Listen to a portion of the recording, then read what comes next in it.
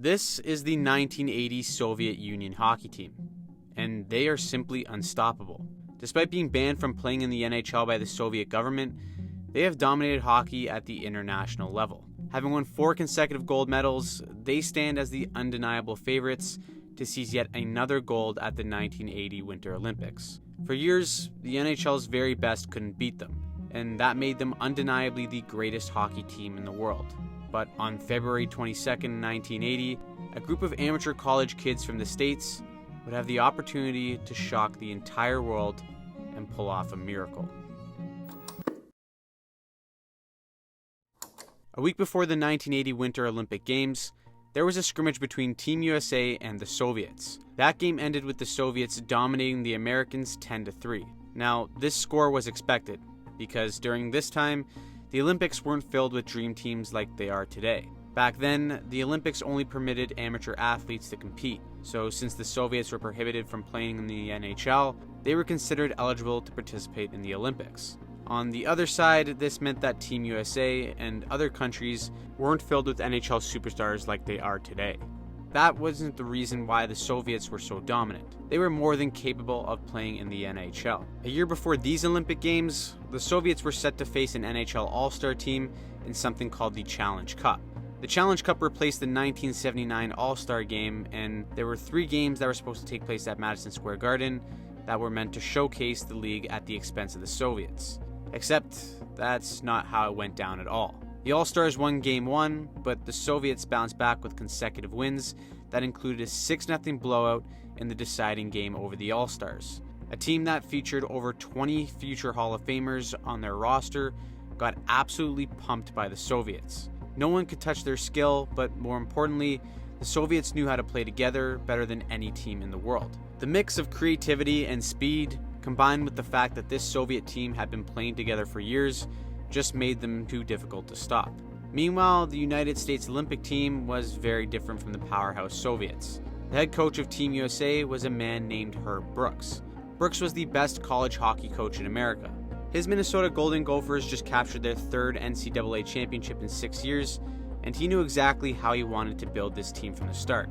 For years, the NHL and other nations just sent their best or all-star teams to try and beat the Soviets. But Herb wanted to change that. From the start, he wasn't looking for the best players. Instead, he was looking for the right players. That's why he hand-selected his team on the very first day of tryouts. Herb was an old-school coach, but everything he did was with intention. USA starting goaltender Jim Craig even said that Herb had a character in mind of who he wanted. He just had this unique ability to see talent inside of people and bring them to a level that they weren't even capable of imagining. To prepare for these Olympic Games, Herb decided to take the United States team on a 61-game tour. In a matchup against Norway, the Americans played rather poorly and tied Norway 3-3. Coach Brooks was furious by the team's performance and overall effort in that game. So after, he told all the players to stay on the ice and skated them into the ground for an extra hour. The lesson that he wanted to send was if you don't respect your opponents and play hard, you won't be successful, especially against the Russians. Herb knew how to motivate his players and purposely made them angry. If they all hated him, Brooks reasoned that they would work together to prove him wrong. Some examples included Brooks calling Rob McClanahan a cake eater because he came from a wealthy suburb of St. Paul. He also regularly put down the captain Mike Eruzione in front of the team to purposely rile them up. What may seem like a crazy coaching tactic in today's game was absolutely instrumental in how Herb wanted to morph the mentality of this team. But Brooks' most famous ploy came after the demoralizing 10-3 loss to the Soviets in the final exhibition game. Jim Craig was the goalie in that game, and Brooks told Craig that he made a mistake in playing him. Brooks said to Craig that he looked tired and he clearly had lost an edge. After that, Craig snapped and became dead set on never losing again in a USA uniform. What would follow would be a fantastic run for Team USA. After going 4-0-1 in their pool, Team USA took the ice against the dominant Soviets on February 22nd, 1980. The winner of this game would go on to the gold medal. Now, this game was bigger than just hockey. Of course, it was the Olympics, but in the 80s, the tension of the Cold War between the United States and Russia were extremely high. So a win here for either nation would mean a lot more than just winning a hockey game. For the States to beat the Russians, it would take a miracle. But Herb Brooks and Team USA prepared for this exact moment. In their play, the US players adopted passing techniques developed by the Soviets for the larger international rink. But they also adopted the rough checking style that was known to throw off the Soviets. Combine that with countless hours of skating drills and psychological antics, the States were ready for this moment both physically and mentally. Like every other game that the Americans played in Lake Placid, to the Soviets. For any other team filled with young college kids, this may have been enough to rattle them mentally early on. But not this team. The States would bounce back right away, and forward Buzz Schneider would tie it back up with a slap shot. The Soviets would respond minutes later, and it seemed like the States against the Soviets, this would be considered a win. But then the game took a wild turn. This is when the energy of the game completely shifted. With the Soviets up 2-1 in the dying seconds of the first, the States would take a clapper the length of the ice, and Soviet goaltender Vladislav Tretiak coughs up a juicy rebound for Mark Johnson to score with 1 second remaining on the clock. Not only did it show that the greatest goaltender and team on earth was human, but it injected even more belief into Team USA.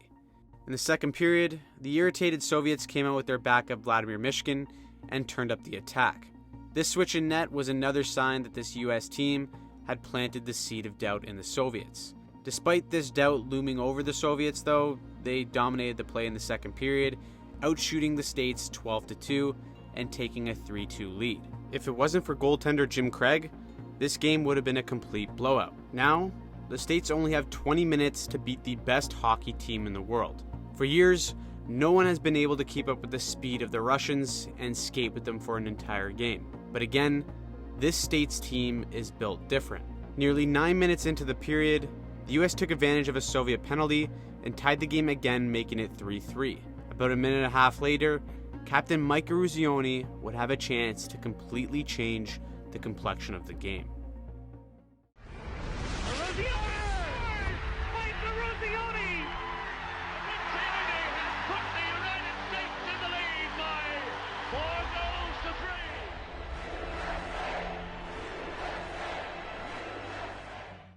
For the first time in the game, the Americans had the lead with exactly 10 minutes left. But these 10 minutes would feel like 10 hours for Team USA. As the seconds ticked down, the Soviets just kept coming at them in waves, but Jim Craig made save after save. After being chewed out by Herb Brooks just before the Olympics, Jim Craig had found another level to his game that Brooks knew he had. As the clock winds down and every chance gets turned away, we are on the verge of witnessing history. Right from the start, Coach Herb Brooks knew the team he wanted for this moment. For years, the NHL and other nations tried to send their best to beat the greatest team in the world, and they failed. But Herb didn't bring the best players. He brought the right ones. And at this very moment, a group of college kids are just seconds away from pulling off the greatest upset in sports history. If they played them 10 times, the Soviets might win 9. But not tonight. Tonight, Team USA becomes the greatest hockey team in the world. You've got 10 seconds.